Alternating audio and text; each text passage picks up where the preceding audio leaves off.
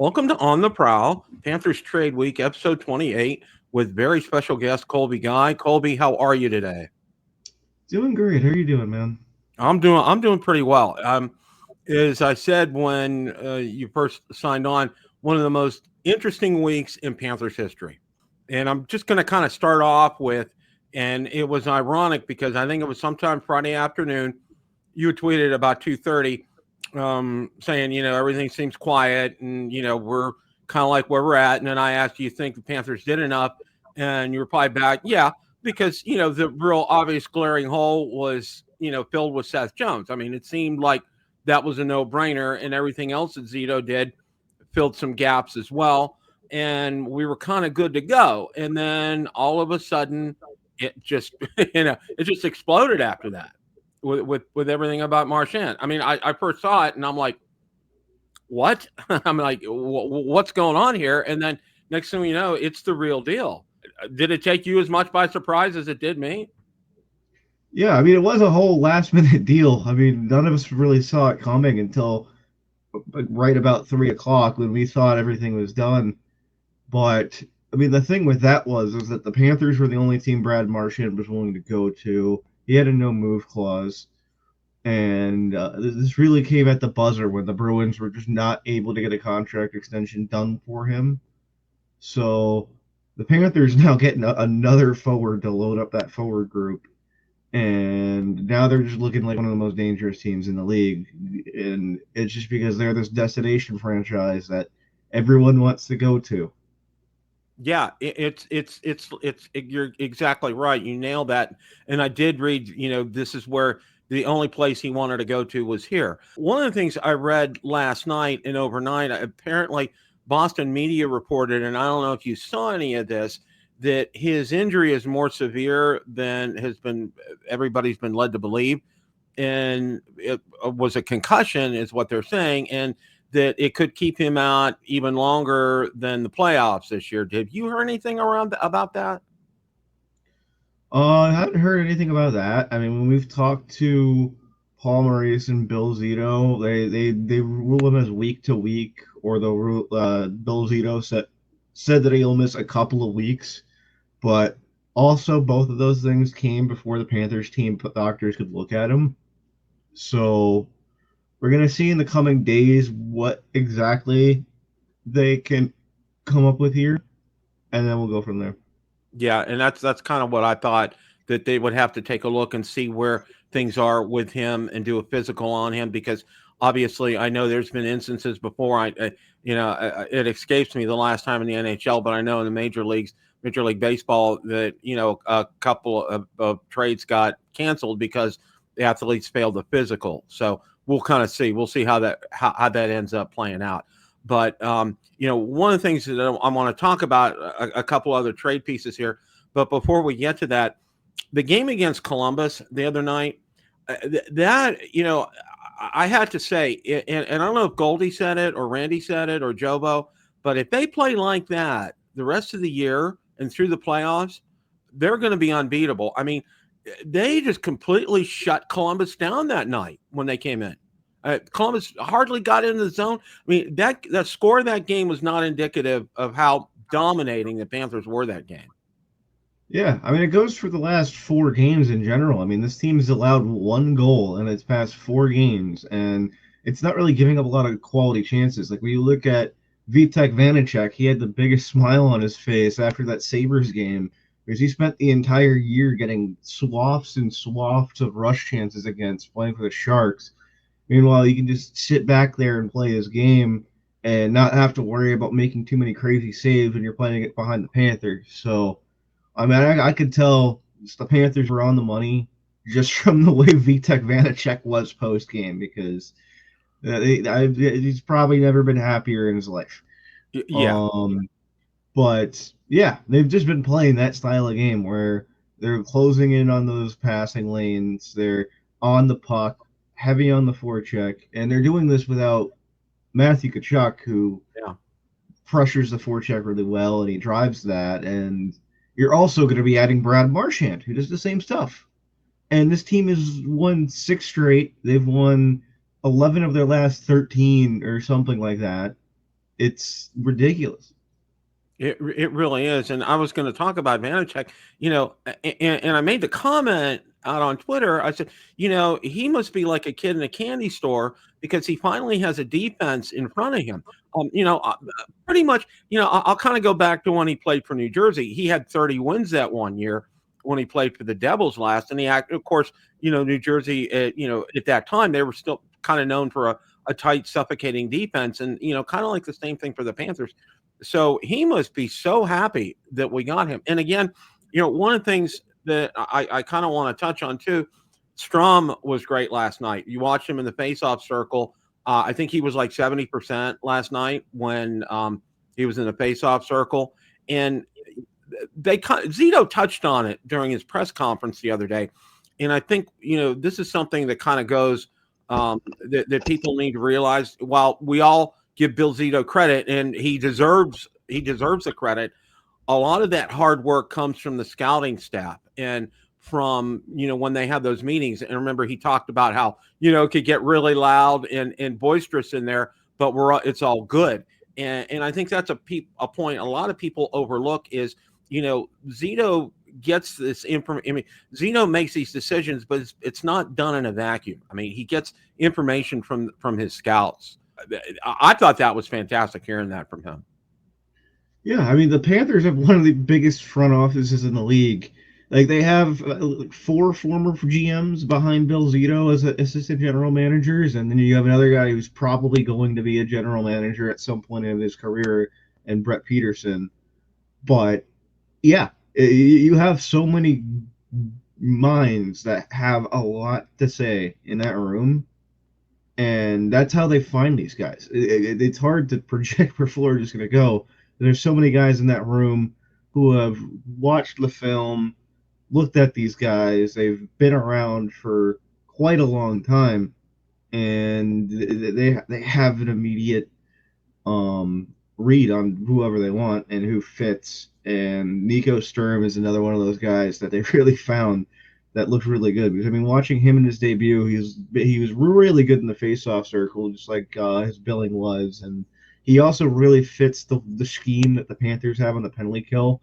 They threw him out there right in the fire, and he knew what he had to do. He was active in those passing lanes.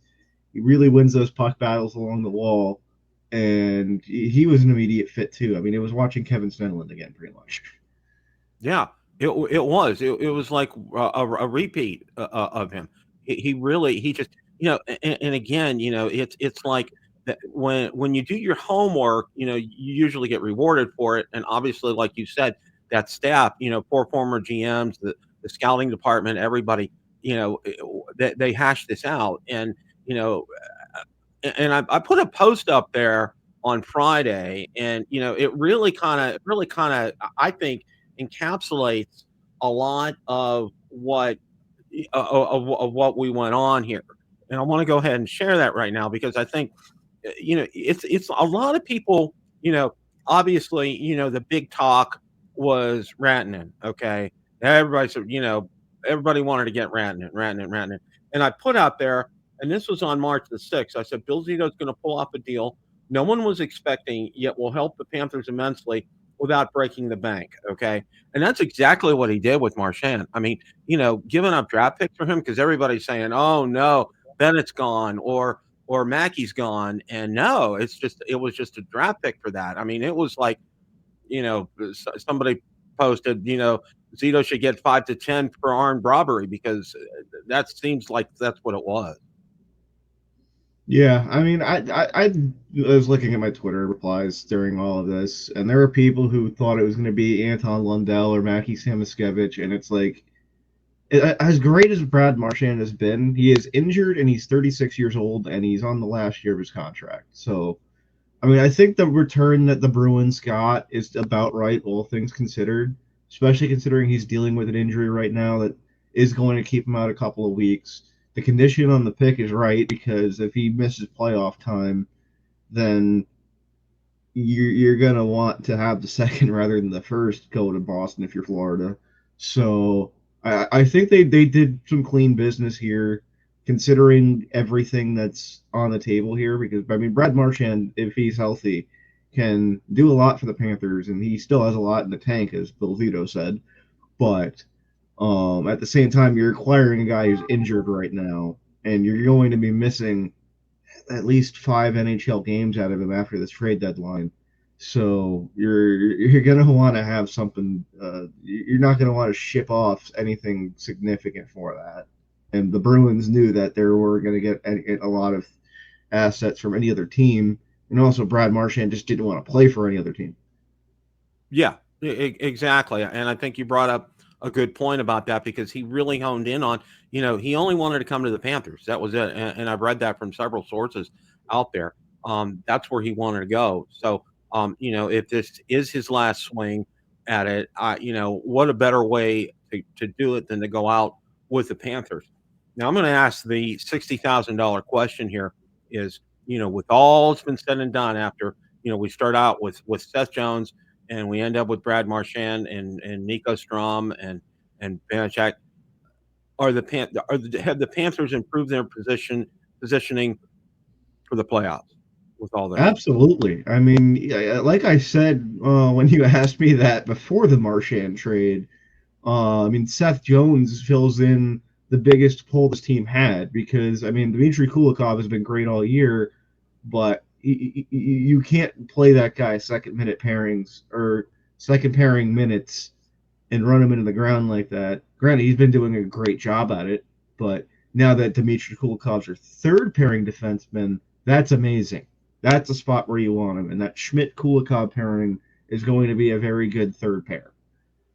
Oh, You needed a I guy that agree. can come in there and play 20-something minutes a night and play behind Aaron Ekblad, because they were running that Ekblad-Forsling pairing 25, 26 minutes a night sometimes, and that's not what you want to do. Now you've got two capable pairings that could match up with the other team's best, because Mikola's back there, one of the better defensive guys we've seen come through this team, and now you got Seth Jones, who's very dynamic. He plays a strong defensive game. And, I mean, every bad thing I thought about Seth Jones defensively watching him in Chicago, the past 3 games watching him here, I'm just sitting there like, yeah, that was definitely the situation. He is good. Well, and I want a change of attitude or a change of scenery makes a world of difference. And I think, one of the things that's been talked about a lot, and how, they put a lot on Seth Jones' shoulder when he was with the Blackhawks. And I think that really he felt the pressure on that. And I think coming here, that pressure's gone from him, because he can come in here and just do his thing. And that first game, he contributed a couple times yesterday. He came close to scoring. I mean, he inserted himself. He jumped in on the play. He used his hockey IQ. As Maurice said, he'll get to know the system, and he's jumping in and he's making a difference already. And I think that's one of the things. I think you have to be so pleased at seeing something like that, because I know a lot of people are saying hopefully he can get back to where he was when he was with the Blue Jackets. In terms of, being able to replays, jumping in, quarterbacking the power play, having a second, on a second team power play unit, having somebody like that, because again, I think you brought up a good point, with Ekblad and Forsling and running these guys into the ground. You don't want to do that. Now you have Seth Jones. Now that's equal distribution. You're going to get him out there. You're going to get quality minutes out there from him, game in and game out. I was so tickled when they got him. I really was. I was so happy, because it was just a bad fit for him with Chicago. He comes here, and it's like night and day. It's a night and day difference for him. It really is. Yeah, I mean, when you're a defenseman on a team like the Blackhawks, where the other 4 guys on the ice aren't exactly bringing it defensively, and there's a lot of mistakes being made by the other 4 guys on the ice, there's only so much you can do. And that's why some of the numbers in Chicago are a lot worse than they should be, and he got this unfair reputation from it, because there's only so much one guy can do when you're running up against other team's best 24, 25 minutes a night, and the guys you're playing with aren't exactly on the money all the time. So you're going to be defending more 3-on-1s than usual, And when that adds up, and eventually you can't make the right read on every single one when you're facing 5, 6, 7, 8 3-on-1s a game or whatever it is when you're playing in a team like Chicago. So now you have him in a much better situation where his partner's there to lock things up on his side, and just looking at the way the guy makes defensive reads or the way a guy reads a play as it develops and knows where he has to be in order to make the right play on it. Yeah, this guy is incredibly smart, and he is going to be a big piece to this team moving forward. Well, we gave up Spencer Knight for him, and there was a lot of banter about out on Twitter land about that, and people were not very happy about it. But I'll tell you what, and this is one thing after watching him at a couple of games, and they traded Mrazek, so they have made Spencer Knight their number one goalie out there, and I think with good reason. I mean, I saw him, and it was like almost a transformation with Spencer over there. It was like his confidence level, I think, went up 100%. He knows he's good. The net's his to lose, and he went out there that first game and he nailed it. And then he comes back that second game. I mean, his confidence level was fantastic, and I think it was a good win for him because he wasn't going to get the kind of minutes that I think he really needed here in Florida to develop as a starting goalie. Obviously, because Bob's still going to be around for a couple of more years, but he wouldn't have had that opportunity here. But with Chicago, it's a completely different situation, and I think it's going to really benefit him. So if you're a Spencer Knight fan, you should be very happy for him. Yeah, and the thing is that the Panthers could feel comfortable making that move because they know that Seth Jones is going to be there for the next 5 years after this one. He has that contract. They got money retained on that contract, so it looks a lot nicer on the cap. Is having a guy like that at $7.5 million is going to be pretty good for this team. And yeah, I mean, when you look at Spencer Knight entering that situation, he looks much more confident. And like you said, he's going to get the starts that he needs rather than playing 30 games a season behind Sergei Bobrovsky. He's the guy now, and Chicago believes he could be the guy now. And sometimes, like, when you're a guy like that, all you need is the belief of your team. And you go in there and you play with some confidence. So I mean, this is gonna be a good move for Spencer. That's been the statement echoing by the Panthers that he's going to go in there and shine. And it's tough to lose a guy like that, but when you're getting 5 years of a guy like Seth Jones who fills a significant need on this team, and right shot defensemen are a big premium in this league. And right shot defensemen who are as good as Seth Jones are even more valuable. So it was a lot to give up, but you need a guy like that. You do, and I think when I heard Seth Jones when they had the press conference with him, obviously you were there for a lot of this stuff, but just hearing him and just listening to him and his demeanor and everything, it just seemed like 180 degrees from the big thing came out, how he was blasting the Blackhawks and everything out there. But conversely, he comes here and it's a night and day transformation. It's 180 degrees, and I think a change of scenery, his attitude, just everything that I've seen from him has just been he wants to be a part of a winning culture. And I think I put a tweet out the other day, and I don't know if you saw this or not, but I've been following hockey since 1972, so I'm kind of dating myself here a little bit.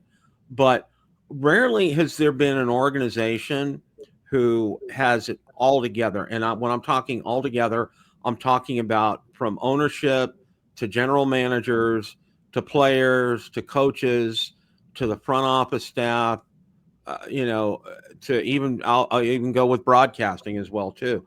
And all of you guys in the media following them. I mean, all of you guys do a fantastic job. I mean, it's just like a wonderful, well-oiled machine. And I think and I told people you need to enjoy this, okay, because you don't see this all the time. You go up to New York, it's a pressure cooker. Toronto's a pressure cooker. You go out to LA, that's a pressure cooker because of the media and everything. But you guys handle the Panthers so well. You guys do such an exceptional job. And that's why I always, every time I get a chance to, I tell them, follow Colby, follow George, follow David, follow Alex. These guys do a fantastic job day in and day out because you're there, you see that, you're our eyes and ears, especially during these practices, so we know and get the pulse of the team. So kudos to you guys as well too. But I'm saying the organization as a whole is just fantastic. I mean, you can't ask for more. You really can't. Yeah, I mean, they don't give you a lot to grill them on because, I mean, they play this style that doesn't necessitate a lot of mistakes, and they keep bringing in guys that kind of fit the culture that they've been trying to build there. So there's just not a whole lot going on compared to Vancouver, where they had the locker room issues or anything. Like, there's no one that has any issues with each other in the locker room. And that's even going to be the same way when Brad Marchand and Sam Bennett meet each other for the first time. But they did play with each other for Team Canada. But it's just the fact that they're able to put this stuff behind them and go out there and buy into the culture that this team has built. And, yeah, they just don't leave too many stones to be unturned. So it's all about the hockey here. And I'll also, while I'm harping on that as well, is Paul Maurice. Rarely have you seen a head coach. I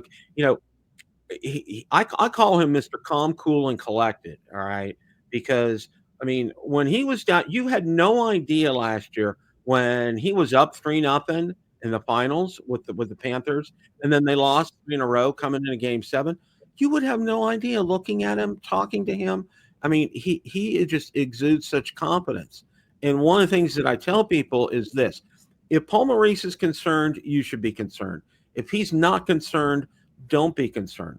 There's been so many examples of games this year where they've lost, but he said he's been really pleased with the way they played their game. Now, there was a game the other night that they won, and he said he said except for the last 8 minutes of that game, I think it was a game against the Blue Jackets. I'm not sure. It was Edmonton. He goes, I was not real happy with the way we played. I'll just be upfront. It wasn't there.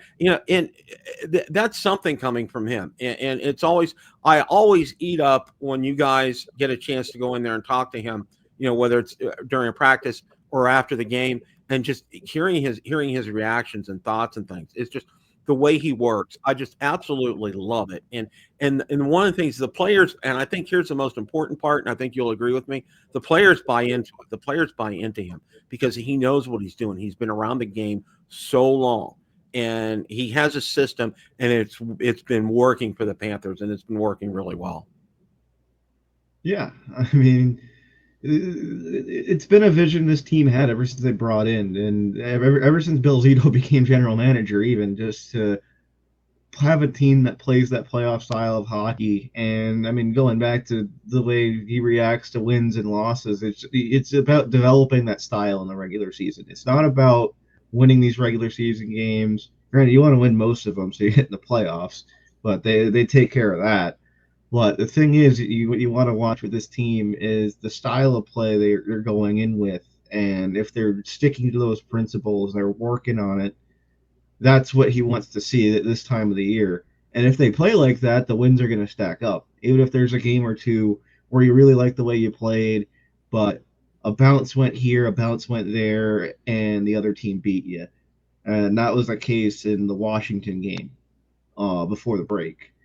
But you look at the way that this team operates, they want to make sure their gaps are clean. They want to make sure they're eliminating those stretch passes. They don't want to play a run and gun style like they did against Edmonton, where it got to be a shootout at times. But you go back to just the way they played against Buffalo, where they're not giving up any chances. They're on the forecheck most of the game. And this was the same case in that Calgary game, too, where Calgary was just able to come up with nothing. But it's about developing that style rather than just winning games at all costs, even though they want to win games at all costs. But developing that style going into playoff time is important, and these last 6 games have been pretty big in that. Yeah, and I think he said somewhere along the way, you treat the regular season as a marathon and not a sprint, and he's so right about that because, you're gonna lose some games, and you brought up the Washington game, a couple bad bounces here and there, that happens, but you're pleased overall with the way the team's been playing, and I think that's one thing that he has harnessed, and he's done it so well, and he realizes the time to put the foot down on the gas pedal is coming up. I mean, it's we're approaching the end of the regular season here in rapid succession, and when it comes time for those playoff games, they're gonna be geared up. And I have to ask you a question before we close out, and I know a lot of people have been debating upon it. Do you think the NHL should change its playoff format like it used to be? Or because it's like right now, pretty much first round, we're either going to play, we're probably going to play the Lightning, all right? Which obviously that's good drama, that's good hockey. We're all going to be amped up for it. But the old 1 versus 8, 2 versus 7 kind of a thing. What are your thoughts about that, Colby? Well, if the playoffs started today, they'd be playing against either Columbus or Ottawa because they're sitting on top of the Atlantic Division. And really, when you're looking at the Toronto Maple Leafs, they're the ones that have everything to lose because they're the ones that don't want to play both Florida and Tampa Bay. And honestly, I think the Panthers come out and win that Atlantic Division. But the thing is, with the 1 through 8, I think it'd be a lot better just in the fact that you're going to see a lot of matchups that you don't normally see. And the Edmonton LA thing is where it gets stale because those two teams play each other in the first round every year and not a whole lot happens. So, I mean, for the sake of parity and something different to watch, I think the 1 through 8 would be fun, but you also want to have your division rivalry matchups too. But it also would just be fun for those to happen a bit later. So it's like whatever works. Yeah, I'm kind of the same way. It would be nice to see it, but I mean, I would not be upset if they end up playing the Blue Jackets or Ottawa right now because you hate to say you want an easy first round, but you want one where you're not going to get beat up like you would say against the Leafs or against the Lightning. So, Colby, thank you again for stopping by today. We appreciate that. The playoffs are coming up. I'm sure we're going to get together, during that. And, I think as we've talked, they position themselves, they're putting themselves in a great position for the playoffs for a long run. And I think that's what all of us as Panthers fans want to see is a nice, long, deep run in the playoffs. And it looks like, they're there. And I think we're all pleased with that. And, let's hope there's going to be another late June this year. Yeah. Thanks for having me. Stopping by. Appreciate your time. And again, for those of you, I'm going to drop links, to Colby's Palms and Pucks podcast. You definitely want to subscribe. He does fantastic work with that. There'll be links in the description for that, guys. As always, it's a great day for Panthers hockey. Take care, everybody.